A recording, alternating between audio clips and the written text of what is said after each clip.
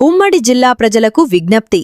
గత కొన్ని రోజులుగా పెట్రోల్ మరియు డీజిల్ కొరత ఉందంటూ సోషల్ మీడియాలో వస్తున్న పుకార్లను ఎవరూ నమ్మవద్దని, జిల్లాల్లోని అన్ని పెట్రోల్ బంకుల్లో సరిపడా ఇంధనం నిల్వలు ఉన్నాయని మరియు సరఫరా నిరంతరాయంగా కొనసాగుతోందని జిల్లా యంత్రాంగం మరియు పోలీసు శాఖ తరపున ఉమ్మడి జిల్లా కలెక్టర్లు మరియు ఎస్పీలు భరోసా ఇస్తున్నారు.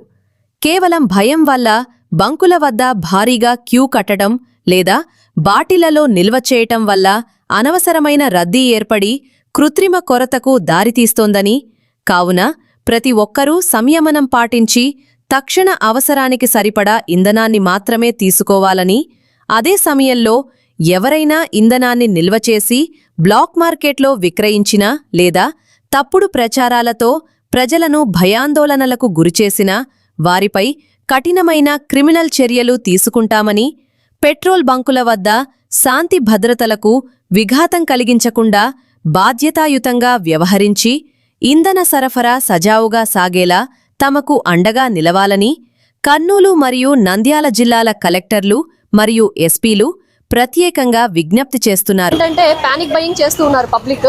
సో ఇప్పటికే చాలా సార్లు సోషల్ మీడియాలో కూడా రిక్వెస్ట్ చేస్తూ ఉన్నాము పబ్లిక్ కి ఏమని, మెయిన్ గా పెట్రోల్ కానీ డీజిల్ కానీ ఎక్కడ కొరత లేదు.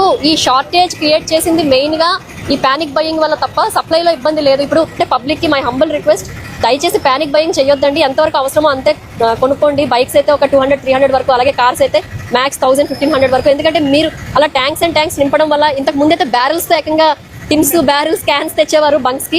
బట్ ఇప్పుడైతే అది మేము స్టాప్ చేసేసాము. అండ్ చాలా స్ట్రాంగ్ గా కేసెస్ కూడా బుక్ చేస్తూ ఉన్నాము. ఎవరైతే అలా ఇల్లీగల్ గా పట్టుకొని వెళ్తున్నారు, ఇల్లీగల్ గా స్టాక్ చేస్తున్నారు, వాళ్ళందరి మీద కేసెస్ బుక్ చేయడం జరిగింది. ఇప్పటికే 15 కేసెస్ బుక్ అయినాయి అండర్ 6A.